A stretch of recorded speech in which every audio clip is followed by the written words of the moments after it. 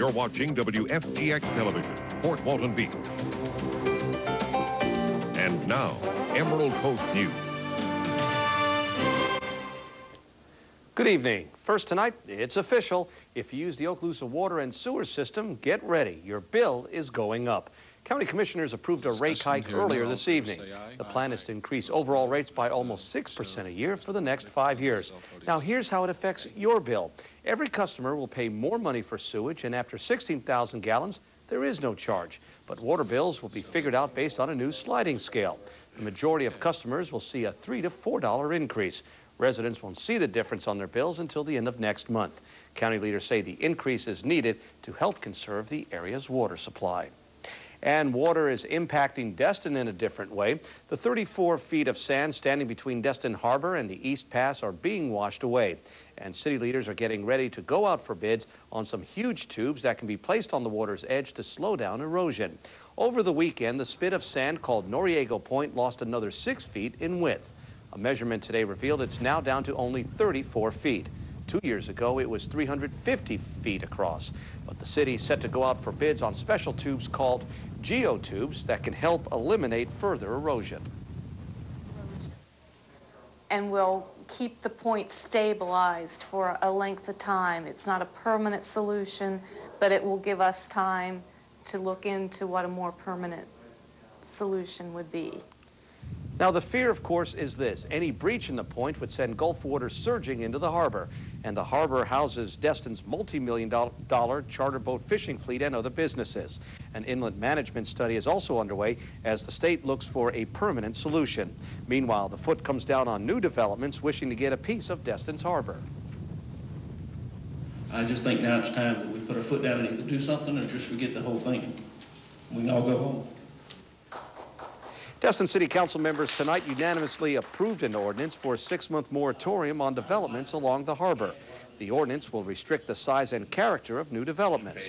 The city plans to use this time to begin work on a theme for the harbor's appearance. And the next council meeting will allow those who live along the harbor to get involved in the reshaping process. A consolidated 911 dispatch center in Okaloosa County could save taxpayers $10,000 a month. The county plans to combine the Sheriff's Office, EMS, and Central Fire Dispatch Centers into one Crestview location. However, each city would continue to maintain its own dispatchers for other emergency calls. But all 911 calls would go directly to the Crestview location and then be transferred to the proper agency. The biggest thing is from the savings in money. Right now, our 911 system is one of the most complex in the state, and it's very difficult to maintain, and it's very expensive. The new 911 center is to be built on land leased from the city of Crestview off P.J. Adams Parkway south of Interstate 10. Well, the result of another consolidation is paying off for area job seekers. Okaloosa job hunters now have a new one-stop place to go, a place where a whole host of agencies are standing by to help. The Jobs Plus Center is opened at the Department of Children and Families on Beale Parkway. It promotes a whole new philosophy towards what was formerly called welfare and is now called temporary assistance for needy families. They are entering here to look for work. They may think they're originally coming in to look for food stamps, but really the philosophy has changed. They really are coming to look for work.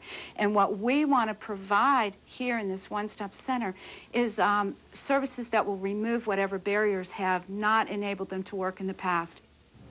The center will help with everything from finding transportation and child care to writing resumes. But Jobs Plus coordinators stress this center is for anyone in the job hunt. Well, Fort Walton Beach has been tackling some serious subjects with its teenagers. For instance, date rape and drug abuse. But tonight, several young ladies practiced a fun lesson on modeling. The Fred Hedrick Center was the place for a fashion show. It's the result of the City Recreation Department's Community Development Program.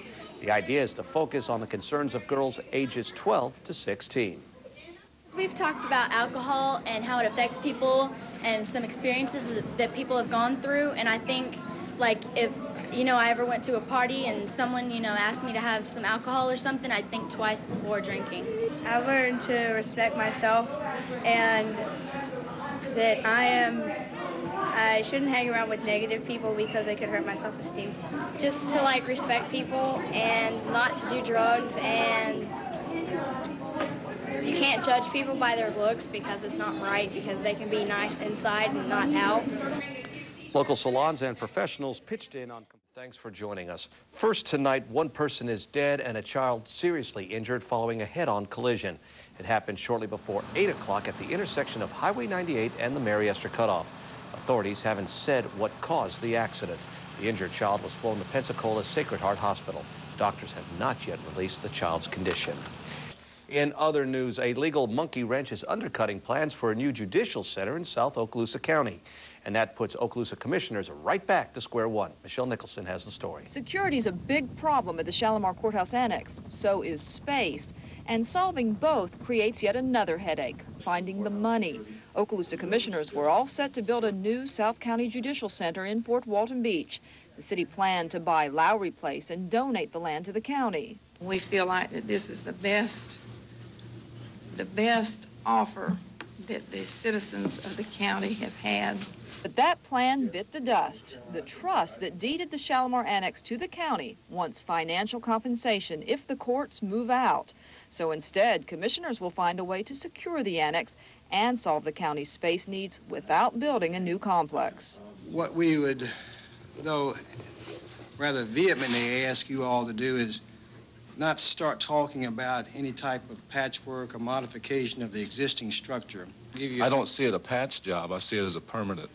I mean, you guys are there forever. So what we do isn't a patch job. It's just enhancing where you're going to be for the lifetime of this community. In the meantime, commissioners recommend judges get creative. They say consider night court and make better use of the courthouse in Crestview. In military news, Eglin's new Battle Lab think tank has already scored a hit with its first innovative idea. During a test this week, this unmanned aerial vehicle, or UAV, was able to pick up enemy signals from surface-to-air missile sites. It then sent the data back to F-16s, which then found and destroyed the enemy targets. It's all part of a program.